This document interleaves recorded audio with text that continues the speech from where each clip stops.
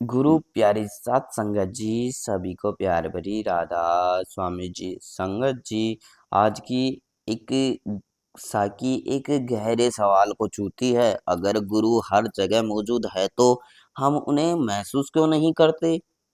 क्या कभी आपने ऐसा महसूस किया है कि आप रोज भजन सिमरन करते हैं, सेवा में भी जुड़ते हैं, सत्संग भी जाते हैं, फिर भी दिल के अंदर वह अनुभव नहीं आता जिसकी आपको तलाश होती है?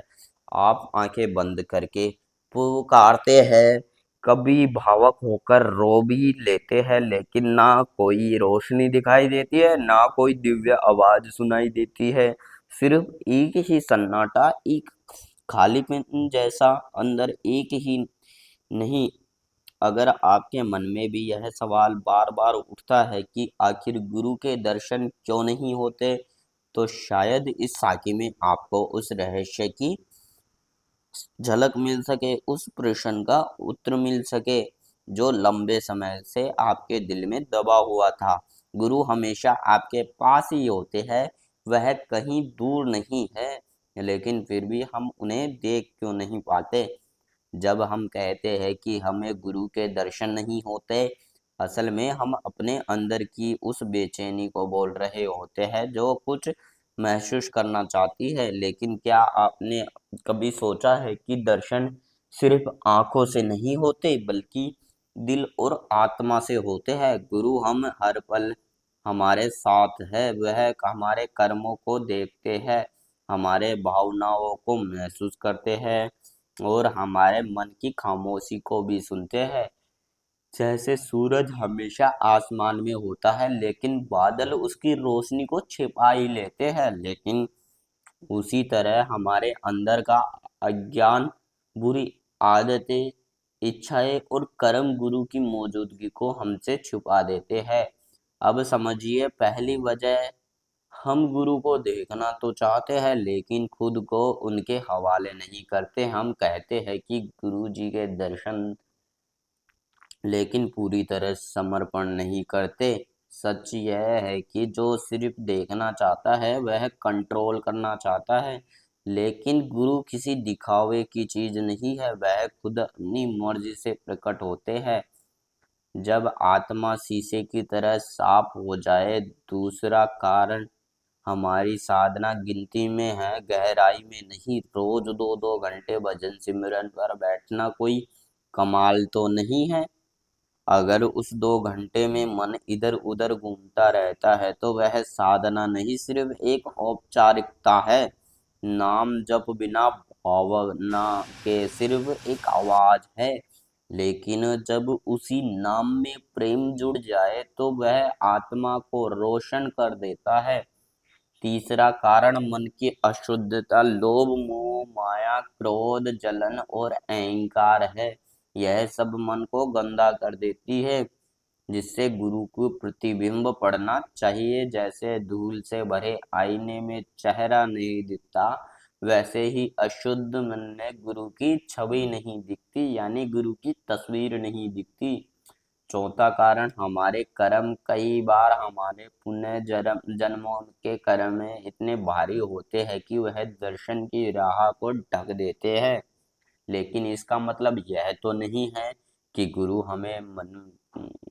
ने मना कर दिया है। इसका मतलब है कि आत्मा अभी प्रक्रिया में है, उसकी तैयारी चल रही है। पांचवा कारण, अपेक्षा की दीवार, हम बैठते ही सोचते हैं कि आज तो कुछ दिखना चाहिए, कोई रोशनी हो, कोई आवाज पर, यानी याद रखिए, गुरु कृपा तभी मिलती है जब हम बिना अपेक्षा के बैठते हैं।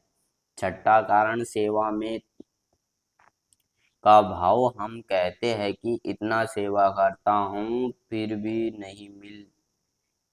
कुछ नहीं मिला। यही मैं वही दीवार है जो आत्मा और गुरु के बीच में खड़ी होती है।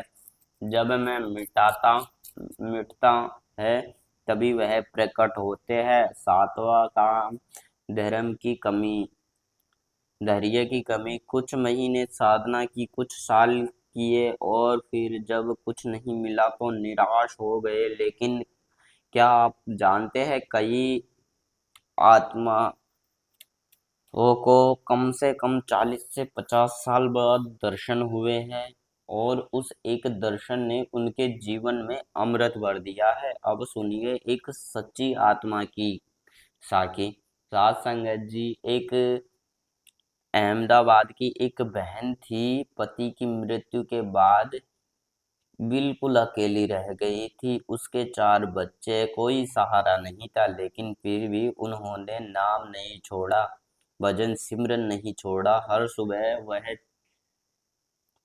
5 बजे उठती, सत्संग जाती, नाम जपती, लेकिन कभी कोई रोशनी नहीं दिखाई दी, कभी कोई प्रकाश नहीं दिखा, बस मन को अंधेरा था। एक दिन उन्होंने बाबा जी से मिलकर कहा, बाबा जी मैं रोज बैठती हूँ फिर भी कुछ नहीं होता। बाबा जी मुस्कुराए और बोले, बेटा तू देख नहीं रही, मैं तेरे साथ हूँ, तेरे अकेलेपन में, तेरे आंसुओं की, तेरे बच्चों की हंसी में, तेरे धैर्य में, वही तो मैं हूँ। उस दिन उसने रोशनी नहीं मिली पर प्रेम मिल गया, और प्रेम ही असली दर्शन है। अब प्रश्न उठता है कि गुरु के दर्शन आखिर होते कैसे हैं?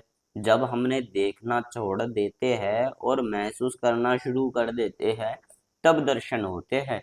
जब हम मांगना छोड़ देते हैं और बस शांत होकर बैठ जाते हैं, जैसे एक बच्चा माँ की गोद में बैठता है, तब दर्शन होते हैं। जब सेवा में का नॉमिनेशन नॉमिनेशन नहीं होता, तब दर्शन होते हैं। अब आत्मा का तैयार कैसे करें? सबसे पहला नाम का जाप, लेकिन सिर्फ जाप नहीं, प्रेम में से रोते हुए और पुकारते हुए, कभी आंखें बंद करके बस कहिए, बाबा जी बस एक बार दर्शन दे दो। दूसरा, सत्संग में सिर्फ सुनने मत जाइए, उनकी गहराई को महसूस कीजिए। तीसरा समय, क्रोध ईर्ष्या लोभ यह आत्मा को भारी बना देते हैं। जब मन से शांत होता है तभी आत्मा झलकने लगेगी। और अंत में शुद्धता है, हर विचार व्यवहार सब कुछ शुद्ध करिए। जैसे आत्मा होगी वैसे ही दर्शन होंगे। तब आखिर सवाल, क्या मुझे कभी दर्शन होंगे? इसका उत्तर सीधा है, जरूर होंगे, लेकिन कब होंगे? जब आत्मा तेरा होगी, तैयार होगी, जब धैर्य अड़िग होगा, जब नाम गूंजता रहेगा, चाहिए दुनिया साथ दे या ना दे, जब आप टूट जाएंगे पर नाम नहीं छूटेगा, तब वह दर्शन आपको जरूर होंगे। बाबा जी कहते हैं, तू चल मैं तेरे पीछे हूँ, एक दिन तू थक जाएगा और तब मैं तुझे खुद उठा लूंगा।